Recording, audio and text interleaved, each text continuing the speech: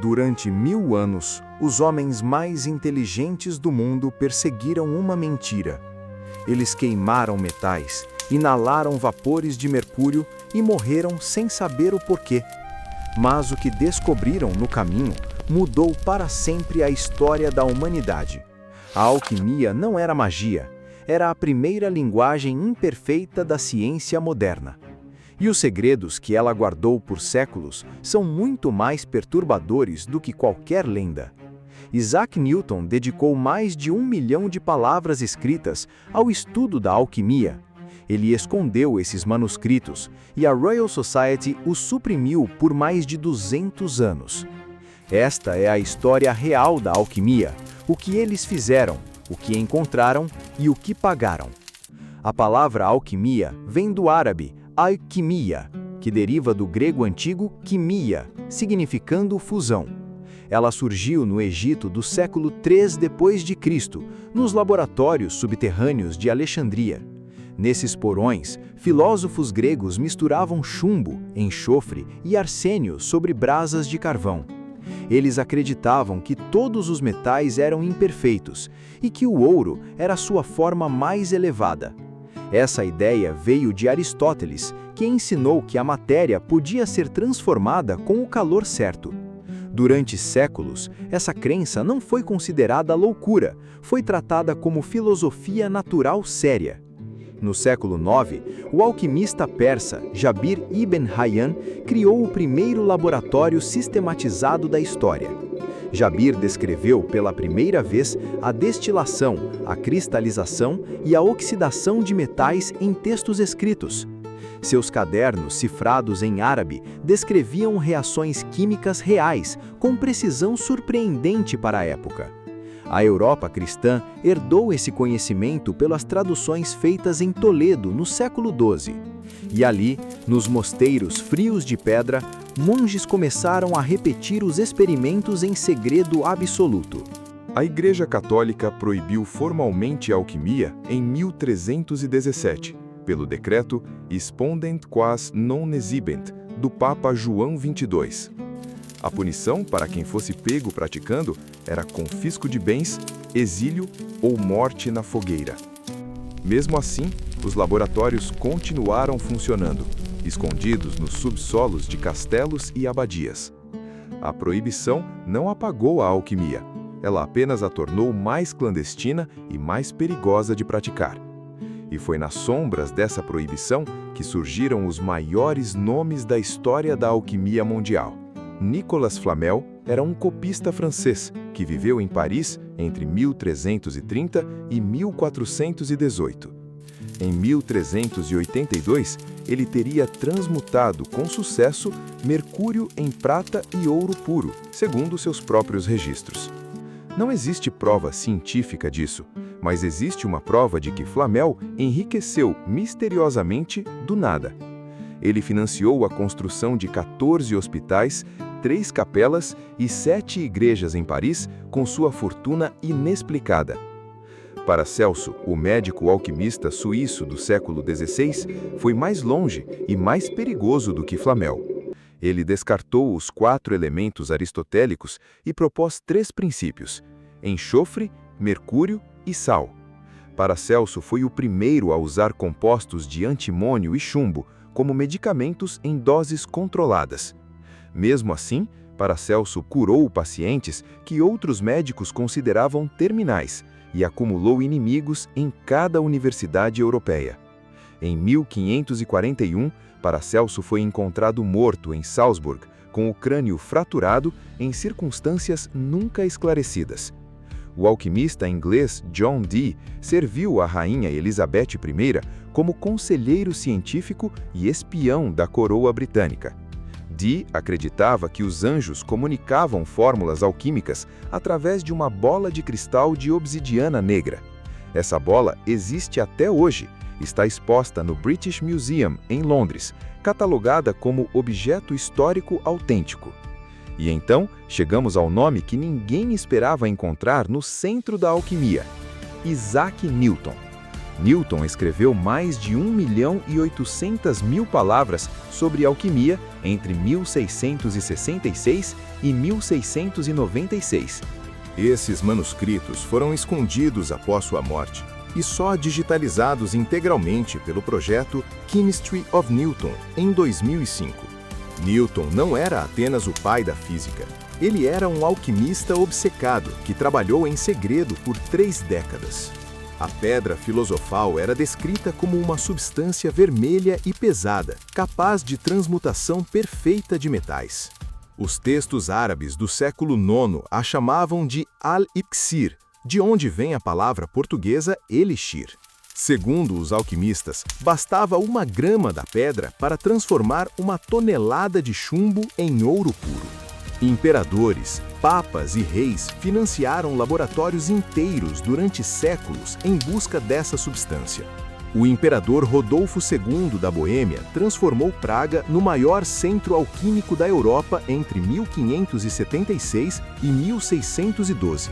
Ele contratou mais de 200 alquimistas simultaneamente e construiu um laboratório dentro do próprio castelo imperial. Nenhum deles produziu ouro, mas muitos morreram por intoxicação com chumbo, arsênio e vapores de mercúrio. Os alquimistas charlatães eram punidos com execução, enforcados em forca dourada para escárnio público permanente. Marco Bragadino foi executado em Munique em 1591 por fingir transmutação de metais perante o duque Guilherme V. A transmutação de metais era impossível. Isso só foi provado definitivamente pela física atômica no século XX. Em 1941, o físico americano Glenn Seaborg transmutou bismuto em ouro em acelerador de partículas pela primeira vez. O custo do processo foi bilhões de vezes superior ao valor do ouro produzido, tornando-o completamente inviável. Os alquimistas medievais estavam certos sobre a transformabilidade da matéria, mas errados sobre como realizá-la. E enquanto buscavam o impossível, tropeçavam constantemente em descobertas que transformariam o mundo moderno. O ácido sulfúrico, o ácido nítrico e o ácido clorídrico foram todos descobertos por alquimistas árabes medievais. Jabir ibn Hayyan descreveu a síntese do ácido sulfúrico em 800 d.C., chamando-o de óleo de vitríolo. Esse composto hoje é a substância química mais produzida industrialmente no planeta, mais de 200 milhões de toneladas anuais. Paracelso descobriu que o éter dietílico, derivado de experimentos alquímicos, tinha propriedades anestésicas poderosas. Ele relatou isso em 1540, mas a anestesia cirúrgica com éter só foi adotada pela medicina formal em 1846. 300 anos de cirurgias sem anestesia separaram a descoberta alquímica de sua aplicação médica aceita. O fósforo foi descoberto acidentalmente em 1669 pelo alquimista alemão Hennig Brand, em Hamburgo. Brand evaporou 50 baldes de urina humana buscando ouro e obteve um elemento que brilha no escuro. Esse elemento hoje é componente essencial de fertilizantes agrícolas que alimentam mais de 4 bilhões de pessoas. O cloreto de sódio purificado, o nitrato de potássio e o carbonato de sódio, todos saídos de laboratórios alquímicos. A pólvora negra foi aperfeiçoada por alquimistas chineses do século IX, buscando o elixir da imortalidade. Eles queriam criar vida eterna, e acidentalmente criaram a substância que mais matou seres humanos na história. Cada descoberta acidental dos alquimistas foi um tropeço em direção a algo que eles não tinham intenção de encontrar. E foi exatamente esse tropeço sistemático que lançou as bases do método científico experimental moderno. Em 1661, o irlandês Robert Boyle publicou O Químico Cético e enterrou formalmente a alquimia como prática legítima. Boyle propôs que elementos químicos eram substâncias que não podiam ser decompostas em nada mais simples. Essa definição é essencialmente a mesma que usamos em química até hoje, com ajustes feitos pela física quântica. Antoine Lavoisier, em 1789, formalizou a tabela de elementos e criou a nomenclatura química que ainda usamos. Mas Lavoisier construiu sobre o trabalho de 2000 anos de alquimistas cujos nomes ele jamais mencionou. A destilação, a filtração, a cristalização e a sublimação, todos procedimentos desenvolvidos em laboratórios alquímicos. Os instrumentos que usamos hoje em laboratórios de química têm nomes que vêm diretamente do árabe alquímico medieval: alambique, álcool, elixir, xarope, talco, todas palavras que entraram no português via tradições alquímicas árabes. Carl Jung, no século XX, estudou os textos alquímicos como mapas simbólicos do inconsciente humano profundo. Para Jung, a busca pelo ouro não era química, era uma metáfora da transformação psicológica interior do ser humano. A alquimia influenciou a maçonaria, o rosacrucianismo e as sociedades secretas que moldaram a modernidade europeia. Seus símbolos ainda aparecem em logotipos corporativos, arquitetura de capitóis e rituais de ordens filosóficas ativas. A alquimia nunca desapareceu completamente. Ela apenas mudou de nome, de roupa e de laboratório ao longo dos séculos. Hoje chamamos de nanotecnologia o que eles chamavam de transmutação, a manipulação da matéria em sua escala mais íntima.